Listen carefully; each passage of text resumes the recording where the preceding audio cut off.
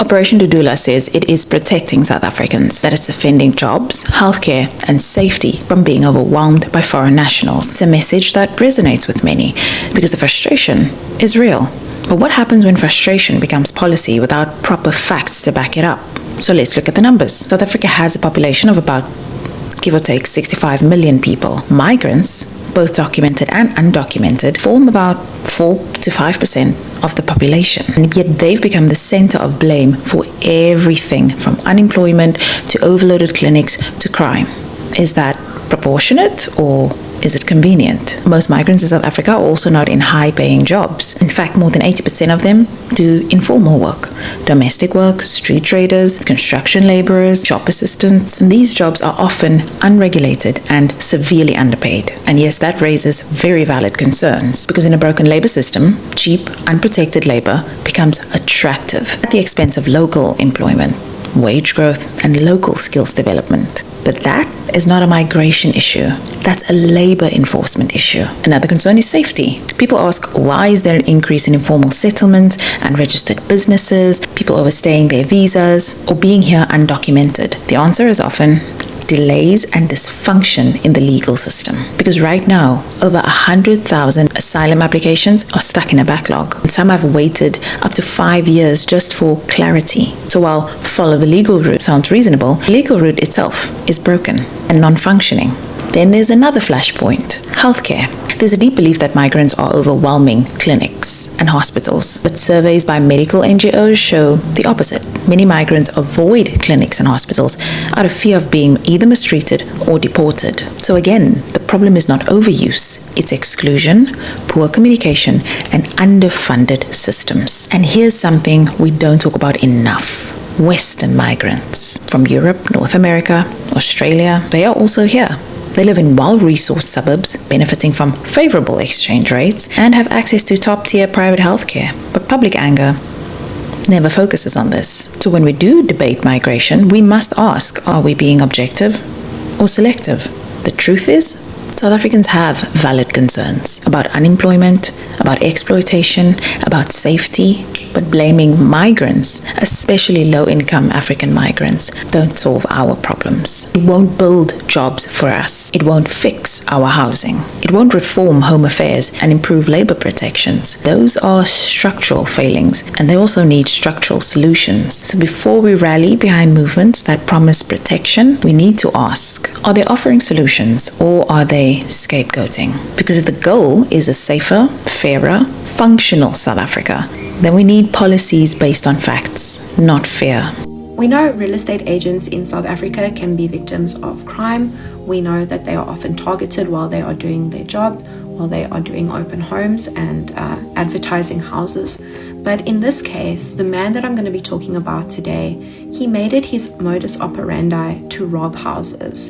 And in this case, the owners became his target. Now, today I'm talking about the story of 37-year-old Raymond Stephen Jack Eric Smith. He has pleaded guilty and he has been sentenced today on Tuesday, the 9th of September, on 2 counts of murder, 1 count of attempted murder, as well as 1 count of aggravated robbery. And his modus operandi was basically he would browse the web and he would look at houses and he would look not at the house but at the things that the people had in their houses, whether it was electronics or computers or TVs that he wanted. And he would pose as a potential buyer. He would get in touch with the estate agent. We know that he drove a Nissan Bakkie and that he dressed very nicely and he had a good appearance and demeanor about him. And what would happen is that on January the 16th, 2025, he would visit the home of an elderly couple, Gerald Cancelo, 74, as well as Lillian Johnson, 71, who lived in Littleton Manor. That is a suburb in Centurion, Johannesburg. And I think he maybe made a good impression because he came back on the 20th, I believe, without the real estate agents. And on the 27th, he came back for the last time. We know that he arrived at the house at around 6 o'clock and he came there with the intention of robbing the couple. And when the elderly man, Gerald Cantello, when he opened the door, Raymond forced him and overpowered him and assaulted him.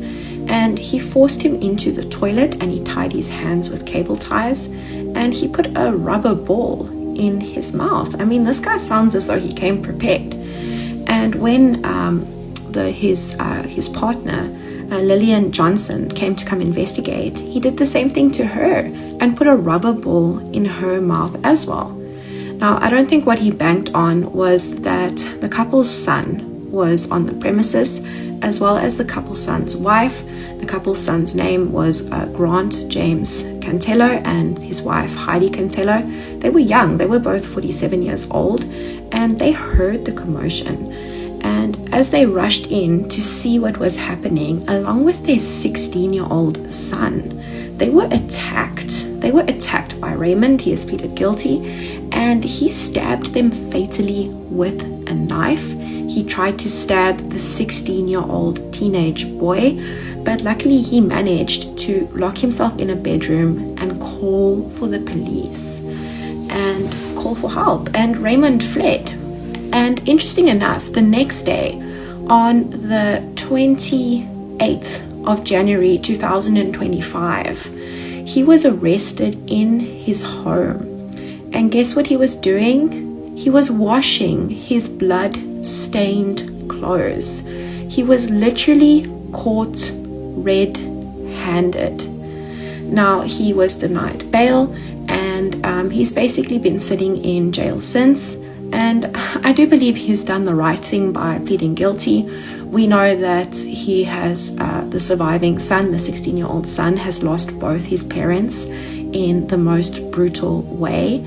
And, you know, he is going to be out probably, but by the time that he is in his 50s. We know that life in South Africa is not life. These sentences are all going to run concurrently. And I think as South Africans, we perhaps need to address these things in our justice system, because is he really going to be reformed after spending, 10, 11, 12 years in jail, after carrying out such a heinous crime? Let me know what you think. Do you think that life in South Africa needs to mean life like it is in America? You only get out when you die. I know you didn't ask, but I'm gonna tell you anyway. You can deport every foreigner, bulldoze every shack, and chase the homelessness out of Joburg CBD, for example. But give it a year, the same problems will be back. Poverty, homelessness, migration, nothing disappears. Our politicians keep selling us the same fantasy, which is subtraction. The idea that if we remove the right people, then everything will go back to normal. But here's the truth. Subtraction doesn't fix the system. It actually exposes it. And I'm going to tell you how. That homeless person you chased out of town is still homeless, just in a different place. And that young person that you just arrested for shoplifting is still unemployed, but now with a criminal record. Every problem just got harder to solve. And if you want proof of how backwards this thing actually gets, look at what the NCA is pushing. Blacklisting students who can't pay back NSFAS. Think about it. You take a kid who studied because they were poor, who can't find work because they aren't jobs, and then you punish them by killing their credit record. That's subtraction politics in its purest form. Instead of fixing the economy, you raise the victim. When the government brags about cleaning the streets, clamping down on foreign nationals, or demolishing informal settlements, it's not progress, it's theater. The city looks cleaner, people feel safer, but the root problem remains untouched. If our system worked, these issues wouldn't exist in the first place, because unemployment isn't caused by unemployed people. Poverty isn't caused by the poor. Scarcity is built into how our economy runs. It produces the very crisis politicians pretend to solve. Look, subtraction might feel good in the moment. It might even look like it's working, but it's not a cure, it's a symptom. And as long as South Africa keeps subtracting people instead of repairing the system, nothing is ever going to change. A number of complaints were against the eThekwini municipality. My country, people, fellow South Africans, it's been a while. But what brings me here today, it is this particular video that I came across and I could not help but just laugh out loud. And shockingly so, we need to all ask ourselves, who is the Human Rights Commission in the Republic of South Africa represent? Because the truth of the matter, just observing this video, I don't know who the guy is. I believe that he's representing, he's a representative of some Human Rights Commission in South Africa, and he's talking about some compliance. You guys will fill me in here. But what caught my attention is the fact that he can't even pronounce KwaZulu-Natal. He's talking about KwaZulu-Natal. He can't even pronounce it. And right there, I lost it. Because when I say to you guys that we are at war, there is no neutral ground. These are the things I'm referring to. We are at war with the system. System. We are not at war with anyone, but with the system that continues to suppress and overlook South Africans in South Africa. How do you explain it? That someone who cannot speak the language, someone who did not grow up in South Africa, someone who does not understand the cries and the concerns of South Africa is now a representative of South African Human Rights Commission, and he's there trying to represent us. He can't even pronounce our provinces. I don't even think, actually I know he can't even speak the language. Then tell me how on earth and what on earth qualifies him? Sikhona thina. The question is, what's wrong with South Africans? Why is it that the system continues to overlook South Africans in South Africa? I mean, can someone make me understand this? This is shocking.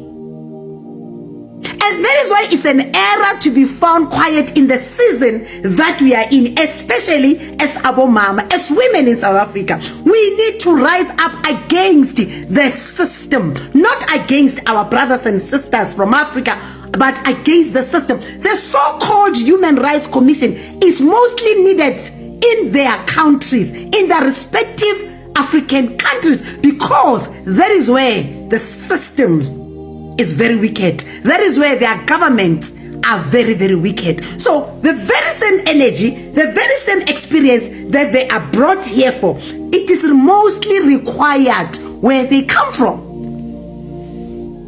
And it's a fact. It's not hatred. It's a fact. It is common sense. Who does that? Sikhona, we are here. Does it mean there are no South Africans that can represent South Africans in a true sense of representing South Africans? Sikhona, we are here. We understand the struggles. We understand their pain. Their pain is our pain. Their struggles is our struggles. We understand their stories. That is why we continue to be misrepresented. When South Africans rise up and stand up for what is rightfully, theirs and for the truth, they are labeled names. I really could not just ignore it. And go and check the comments. How does it make sense? What makes it right? Show me a South African who's representing Human Rights Commission, representing people of that country, leaving South Africa to go and represent other people somewhere else. Who plants them? Who plants them? I never ever had these commissions representing South Africans. So much is happening. South Africans are trafficked. Not long. We've just learned that there are South Africans who were trafficked to Russia. Where was the Human Rights Commission? Our children are trafficked. Our children are raped. Our children are unalived daily. Our children are hungry. Where is the Human Rights Commission? How dare does the globalist and the one world order agents think that they are going to, impose people to represent a nation that they know nothing about? It's insane. How do you overlook and write off a nation the way you do? Who else will represent South Africans in a true sense of representing a nation that you love dearly, that you can relate, than South Africans? Cry the beloved country, South Africa. This is what we mean. And we cannot be silent. We cannot be silenced unless deliverance for our nation will then arise from somewhere else. Won't it be nice to take the experience and the zeal and the energy to go and implement it where it's needed the most, which is exactly where the brother is coming from. I don't know where he's coming from, but I should really know, and I think that that's where that Human Rights Commission is needed the most. Of course, except countries like your Burkina Faso, your Niger, your Mali. I mean, those have really liberated themselves. But there's too much evil in Africa where this Human Rights Commission are needed the most. There's no way you are going to be imposed on a nation that you know nothing about, that you are not relatable to their struggles, their daily struggles. Likewise, we are not related. We don't understand what you're trying to say. You can't even pronounce our provinces. You cannot even speak our language. How then does it qualify you? Who qualified you to represent us? That's the question. We love Africa. We love our brothers and sisters. But we are very much capable. We are equal to the task. We can represent ourselves. We can represent this beautiful nation because we love this nation.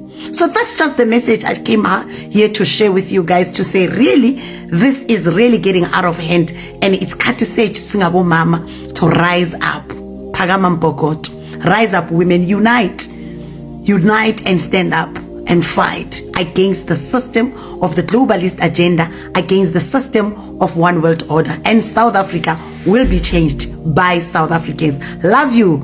Once again, mother of the nation, Queen Lebo Mkhize. Shalom Mzansi. I believe in your future. Your future is bright. Imagine. Europeans are Neanderthals. This isn't an insult. It's an anthropological receipt. They literally brag about their Neanderthal DNA like it's a flex, when all it really means is their ancestors couldn't keep their icy little caves to themselves, and ended up crossbreeding with the last hairy, beetle-browed remnants of pre-humans, while Africans were mapping the stars, charting calendars, and birthing civilizations in the Nile Valley. Europeans were hiding in caves, trying to figure out how to not freeze to death in the snow, while Mesopotamians were inventing writing, Europeans were inventing grunting, while the Olmecs were carving colossal heads out of stone. Europeans were still smashing each other with rocks, like it was a multiplayer tutorial they never advanced from. The entire European timeline is just Neanderthal cosplay, dressed up as culture, Viking sagas, caveman piracy, Greek myths, a fan fiction remix of African and Near Eastern wisdom, slapped on marble, Roman law, Neanderthals scribbling cave graffiti, and calling it a constitution. Even their so-called Renaissance was just them dusting off books they stole from Africa and the Arab world, peeking at them with their beetle brows furrowed, muttering fire, good, and don't forget hygiene. Actual humans across Asia, Africa, and the Americas were bathing, perfuming, and inventing soap, while the Neanderthal-descended Europeans were so allergic to water they thought washing caused disease. They would literally rot in their own filth, layering perfume on plague, while calling other people savages. That's the Neanderthal way. Eat with your hands, fear the sun, hoard trinkets you didn't make, and smash anything you don't understand. So yes, Europeans are Neanderthals, genetically, spiritually, culturally. Not the architects of civilization, but the last cave-dwelling squatters who wandered out of the Ice Age with a club in one hand and lice in their hair, and then had the audacity to lecture the rest of the world about being civilized.